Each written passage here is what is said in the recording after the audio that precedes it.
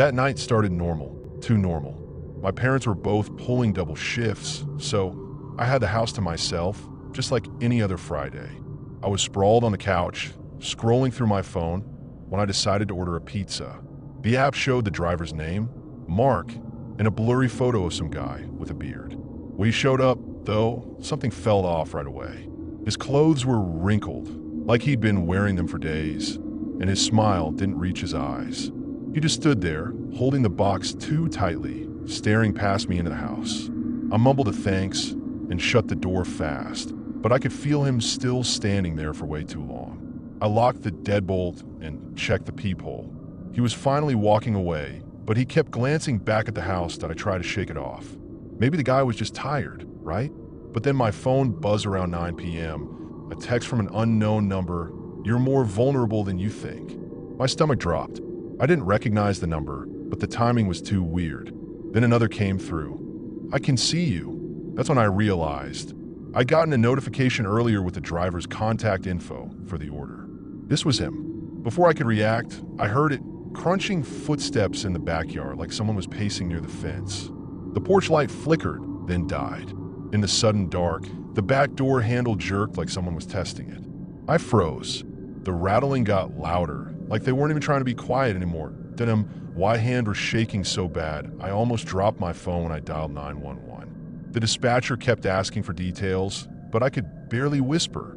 "He's at the back door. He's trying to get in," while the rattling kept getting more aggressive. Then silence. The porch light flicked back on, and I heard footsteps moving away, slow and heavy, like they weren't in a hurry. I peeked through the blinds and saw muddy footprints leading from the door to the side of the house. That's when it hit me. He'd been waiting out there, watching, before he even texted me. The pizza delivery was just an excuse to scope out the house. The cops showed up fast, but of course he was gone. They traced the number, burner phone, untraceable. The delivery app's customer service gave me the runaround. The driver is an independent contractor. We don't have his real contact info. One cop stayed behind to check the backyard with his flashlight. The beam lit up the fence where the guy must have climbed over. The wood was splintered in one spot, like someone had forced their way through. The worst part? The cop found a half-smoked cigarette crushed into the dirt near the door. Fresh. I don't smoke, and neither do my parents. After the cops left, I deadbolted every door and window, but it didn't matter. My whole body was still wired, jumping at every creak the house made. I kept checking my phone, half expecting another text, but it stayed silent in a way that felt worse. The pizza box was still on the counter where I'd left it, now cold and greasy. I couldn't even look at it without feeling sick. That's when I noticed something I'd missed before. The top flap was folded weirdly, like someone had opened it after sealing it. And there, in the corner of the box, was a smudge of dirt or maybe ash from a cigarette. That fucker had touched my food after handing it to me, that I spent the rest of the night sitting against my parents' bedroom door with a baseball bat across my knees. Every shadow looked like him crouching. Every noise was him coming back. The worst part? Around 3 a.m., the motion sensor light in the backyard clicked on for no reason. No raccoons, no branches, just the light flooding the yard for a full minute before shutting off. I didn't sleep at all, just sat there shaking until sunrise, watching the digital clock numbers change, each minute dragging longer than the last. When my mom finally got home at 6 a.m., I broke down sobbing before she even got through the door. Why parents wanted to file more reports. But what was the point? The cops had already dusted for prints and found nothing useful. The delivery company stopped responding to our emails after the third complaint. For weeks afterward, I'd catch myself staring at every white car that drove by our house. The driver had been in a beat-up Corolla, but I couldn't remember the license plate. The worst was when delivery guys came to our door after that. My hands would start sweating before I even answered, and I'd peer through the side window first, making sure it wasn't him. Even the normal ones started seeming suspicious. Why was that guy wearing sunglasses at night? Why did this one keep looking over his shoulder? About a month later, something weird happened. I was taking out the trash when I noticed fresh cigarette butts near our back fence, same brand as the one the cop found that night. Could have been coincidence, but then I saw the footprints. Same weird tread pattern from that night, pressed into the mud near our AC unit. No way to prove it was him, but I knew. He came back to check the place out when no one was home. I started sleeping with my bat again after that and made my dad install cameras. The footage never showed anything, but sometimes emotion alerts would go off at 2 or 3 a.m. with nothing visible. Just darkness and the faint smell of smoke when I checked the backyard in the morning. For months after that, I developed this weird habit. Every time I walked past a window at night, I'd instinctively duck like someone might be watching. My parents thought I was being paranoid, but they didn't see what I saw. One evening, I found the back gate slightly open when I knew I'd locked it. Nothing was stolen, nothing was disturbed, just open. And there was this faint smell, like cheap cologne mixed with cigarette smoke, the same combo I remembered from when that guy handed me the pizza box. I told my dad, and he brushed it off as the wind, but gates don't unlatch themselves. The final creepy thing happened about 6 months later. I was scrolling through my block numbers when I saw that same burner phone number had tried calling me, twice, at 3:17 a.m. a few nights prior. No voicemail, just 2 back-to-back missed calls that never showed up as notifications. I don't know if it was a glitch or if he somehow got through the block, but seeing those digits again made my stomach drop. I changed my number the next day. The call stopped, the footprints disappeared, and eventually, the motion alerts quit going off for no reason. But to this day, if I smell that particular brand of cigarettes or see a white Corolla parked too long on my street, my hands still shake. What gets me isn't just what happened. It's that I'll never know how much worse it could have been. Why me? Why my house? Was it random? Or had he been watching us before that night? The cops suggested maybe he was just some messed up guy trying to scare me, but that doesn't explain the cigarette but showing up months later, or the gate being open. The delivery app eventually deactivated his account, but who's to say he didn't just sign up under a different name? Sometimes I wonder if he's still out there doing this to other people, finding new ways to get close to someone's door. Now, even years later, I can't eat pizza from that chain. The smell of melted cheese makes my skin crawl. I keep all our exterior lights on motion sensors, and I still check every delivery guy's face twice before opening the door. The weirdest part? That original pizza order receipt disappeared from my app history like it was never there.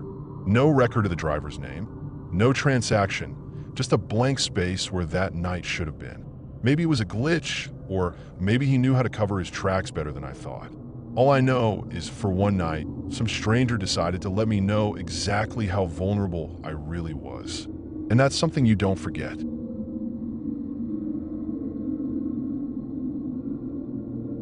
My girlfriend Jess and I moved to that farmhouse in rural Colorado because we were tired of city life. Denver had gotten too loud, too expensive, and we both worked remotely anyway. The place was a steal. 10 acres, an old barn, and a view of the Rockies that looked photoshopped at sunset. The only downside? Isolation. The nearest neighbor was a 20-minute drive, and the dirt road leading to our gate was so unused that weeds grew between the tire tracks. We didn't care. It felt like freedom. At first. Then, around week 2, I noticed him. Every night, like clockwork, at 10:30 p.m., I'd glance out the kitchen window while washing dishes, and there he'd be, a tall, thin figure standing dead center on the road, just beyond our property line. The motion sensor floodlights didn't reach him fully, so he was always half in shadow, but I could tell he was facing the house, just staring. The first few times, I convinced myself it was a neighbor checking on something, even though Jess and I had introduced ourselves to everyone within a 5-mile radius when we moved in. No one matched his description. Then I thought maybe a hiker got lost, but who hikes at night in total silence without a flashlight? And why always our gate?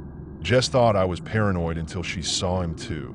She froze mid-sentence one night, her face draining of color as she whispered, "He's back." Our dog, a usually lazy golden retriever named Bear, would go berserk at the same time every night, snarling at the front window like he was ready to tear through the glass. The weirdest part? The man never moved. No pacing, no shifting weight, not even a cough. Just that unnatural stillness, like he wasn't even breathing. By the 3rd week, we started finding gifts. That's what Jess called them, trying to laugh it off, but her voice shook. Every morning, there'd be something new at the gate. First, a single cigarette, but Marlboro Reds, unfiltered. I checked, balanced upright on the fence post like some fucked up trophy. then 3 but in a perfect row, then 5 arranged in a cross. Bear would sniff them and whimper, backing away like they smelled wrong. I bagged one and showed it to the old guy who ran the gas station in town. He squinted at it and said, "Ain't nobody round here smokes these. Too harsh." That's when I realized whoever this guy was, he wasn't just passing through. He was studying us, learning our routines, and he wanted us to know it. The night I finally snapped, it was pissing rain, the kind that turns dirt roads into sludge. I saw him earlier than usual, just after sunset, closer this time. Close enough that the motion light caught his face. Sunken cheeks, a jagged scar cutting through his left eyebrow, and eyes so dark they looked hollow. I grabbed my shotgun, a gift from Jess's dad, for coyotes, and marched outside, yelling, "The hell do you want?" He didn't flinch, just tilted his head, slow, like a dog hearing a distant noise. Then, poof, he was gone. Not running, not hiding. Gone. The rain hadn't even disturbed the mud where he'd been standing. No footprints, just the smell of wet tobacco and something metallic like old blood. Jess was screaming my name from the porch. I didn't tell her what I'd seen. Not that we called the cops the next morning, after neither of us had slept a wink. Sheriff Dawson was a no-nonsense guy in his 50s with a handlebar mustache that made him look like a Wild West extra. He listened, took notes, and humored us by checking the fence line. But when his flashlight beam hit those barefoot tracks in the mud, small, almost child-sized, but with the splayed toes of someone who'd never worn shoes, his expression changed. "You said this guy was tall?" he asked, squatting to examine the prints. I nodded. Dawson whistled low. "Well, these ain't from no grown man, and they don't lead away. They go toward your house, then just stop." Jess gripped my arm, so tight her nails left crescent moons in my skin. That's when I noticed the cigarette butts were gone. After that, we started sleeping in shifts. I took the couch by the front window with the shotgun across my lap. Jess kept Bear in the bedroom with her, though he'd started refusing to go near the windows at night. We set up trail cams, but they'd either malfunction or capture nothing but static during his hours. The worst part? The sounds. Around 3 a.m., when the world's supposed to be dead quiet, we'd hear it. Fingernails dragging along the porch siding, one slow scrape at a time. Once I swear I heard humming, this off-key rendition of "You Are My Sunshine" that made my stomach drop. Jess begged me to leave, but I was stubborn. We paid a year's rent up front, I'd say. But really? I was terrified that if we ran, he'd follow. And the next time, he might not stay on a road that I could see all came to a head on Halloween night. Fitting, I guess. We hadn't even realized the date until we saw pumpkins in town that afternoon.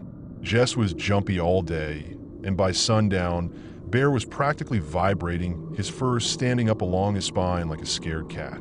At exactly 10:15 p.m., earlier than usual, why earlier? Every motion light on the property suddenly flared to life at once. Not the staggered trigger we were used to. This was like someone had flipped a switch. Through the kitchen window, I saw him standing inside our gate this time, his long fingers wrapped around the fence post. And he was smiling. Not a human smile, but the stretched, desperate grin of a starving animal. That's when the power went out.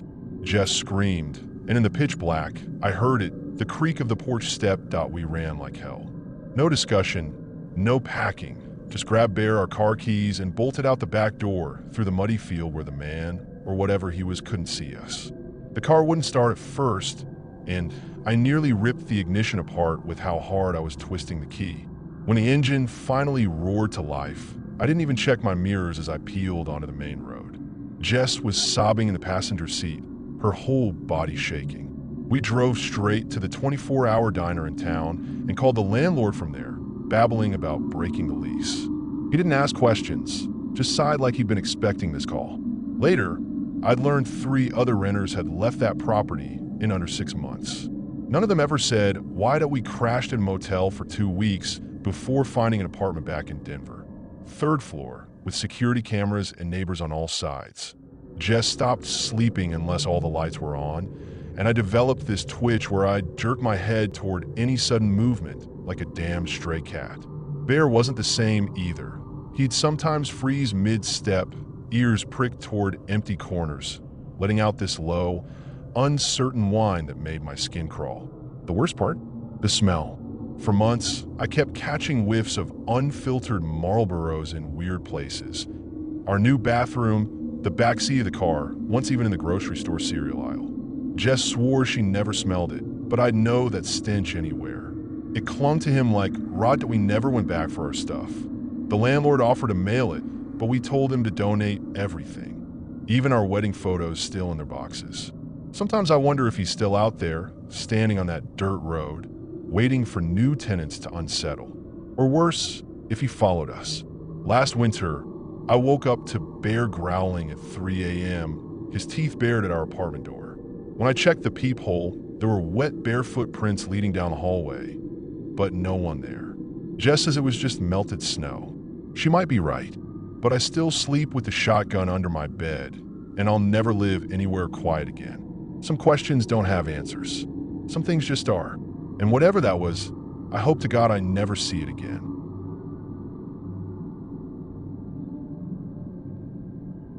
We found the listing by accident. It wasn't on Airbnb, not at first. It showed up on a lesser-known rental site my friend Chris stumbled across while searching for cheap places to get away for the weekend. The cabin looked decent in the photos. 2 floors, a wraparound porch, modern kitchen, lake nearby. But what sold us was the price. Way cheaper than anything else we'd seen. Too cheap, honestly. Still, we were broke college students who just wanted a break from campus, exams, and constant noise. It was 4 of us, me, Chris, Sam, and Olivia. We booked it for 3 nights, Friday to Monday, thinking we'd hike, drink, sleep in, maybe tell a few ghost stories if we got bored.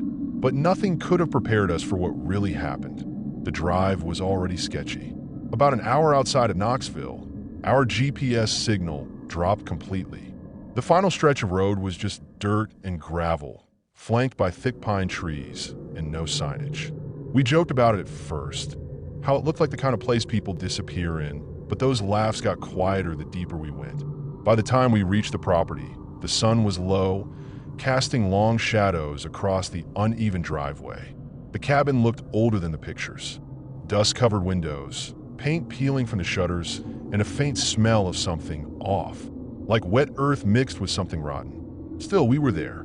We unlocked the door with the code the owner sent us, stepped inside, and did our best to convince ourselves it was just rustic charm. The first night went by without much incident. We settled in, claimed our rooms, cooked a frozen pizza, played cards, and put on some music. There was no TV, no Wi-Fi, and absolutely no signal. That was part of the appeal when we booked it, a full digital detox, but being completely cut off felt a lot less romantic once the sky went dark. Olivia kept commenting on how unnaturally quiet it was outside. No crickets, no wind, just a kind of dead stillness. Around 1 a.m., we all went to bed. I had the room upstairs, while Chris and Sam took the ones on the ground floor. Olivia had the small room closest to the kitchen. I left my window cracked a bit to get some air. It was the last time I slept with it open. At around 3:40 a.m., I woke up suddenly. No sound, no dream, just a weird, alert feeling like my body was trying to tell me something wasn't right. I sat up in bed, heart already racing, and glanced around the room. That's when I heard the softest creak, like someone slowly stepping on an old wooden floor. It came from directly below me, the kitchen. I froze, listening. Nothing else. I convinced myself maybe it was the house settling. Maybe Chris got up for water. I tried to go back to sleep, but something in me stayed on edge.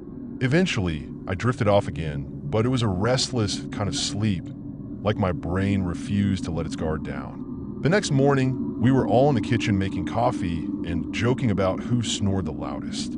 That's when I asked if anyone had been up during the night. Chris and Sam both shook their heads. Olivia hesitated.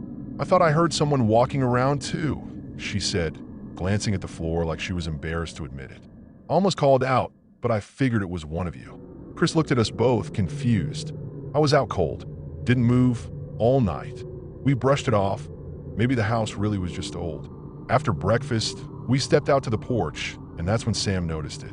The back door, the one that led to the woods behind the cabin, wasn't fully closed. It was hanging slightly ajar, like it hadn't latched properly. No one remembered using it. We checked it out more closely. There were faint smudges on the glass like palm prints, but distorted, smeared, not clean like fingerprints. At first, I thought they might be ours, but I hadn't touched that door since we arrived. Neither had Olivia. Chris got a little uneasy and made a joke about Sasquatch in the woods, but he locked the door tight this time, even wedged a chair into the handle. Still, we felt weird the rest of the day. We spent most of Saturday trying to keep the mood light, drinking, playing cards again, even hiking a short trail near the lake. But when the sun went down, the silence came back. And with it, that sinking feeling in my gut, like someone was watching us just beyond the trees. That second night was colder. We lit a fire in the small pit out back and stayed outside longer than we probably should have, mostly because no one wanted to be the first to go inside. Olivia was the most tense. She kept glancing toward the tree line, squinting like she saw something move. "Didn't that branch just shift?" she asked at one point. We all looked. Nothing. No wind. No sound. Just the fire crackling and our nerves tightening. Eventually, around midnight, we went back in and made sure every door and window was locked. Chris even checked the attic hatch and the crawl space door under the stairs. We turned off the lights and went to our rooms. But I couldn't sleep. Around 2:30 a.m., I heard soft footsteps again, not outside this time. Inside. Slow, deliberate, on the wooden hallway floor just past my bedroom door. I sat up, heart hammering, and stared at the doorknob. It didn't move. I didn't hear voices, no whispering, just those careful steps, then silence. After about a minute, I heard what sounded like the fridge door opening, then closing. Nothing else. I didn't go check. I was too scared. I lay back down, eyes wide open, and waited until morning. When we all met in the kitchen later, Chris was pale.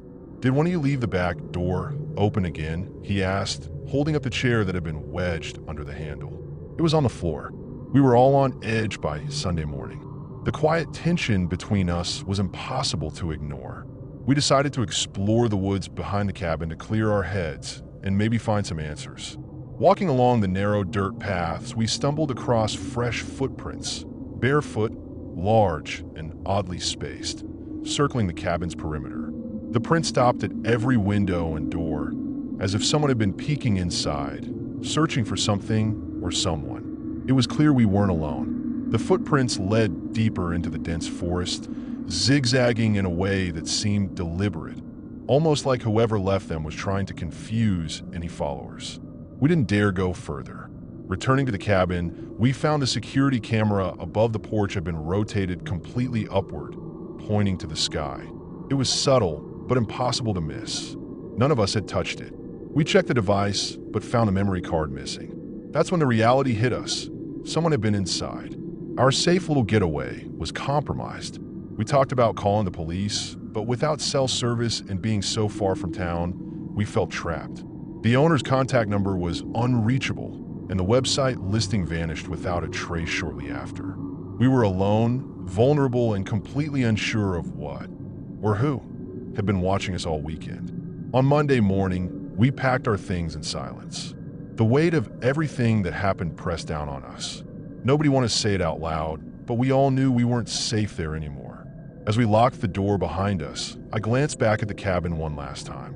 The windows seemed darker, more empty than before, like the walls themselves were hiding secrets. When we finally reached a place with signal, we called the local sheriff's office and explained everything. The footprints, the open door, the camera, and the strange noises. The deputy listened quietly and then told us the area had a history of squatters and trespassers who would sneak onto properties late at night. But without clear evidence, there wasn't much they could do. Days later, the rental listing disappeared from all websites, and attempts to contact the owner went unanswered. The experience stayed with us long after we returned to school. We stopped using short-term rentals altogether, and we never talked much about that weekend, except in hushed tones when someone asked why we don't go on trips anymore. Sometimes when the lights go out late at night, I still see that pale face pressed against the window, that blank, unblinking stare, and I wonder who was really watching us and what they wanted.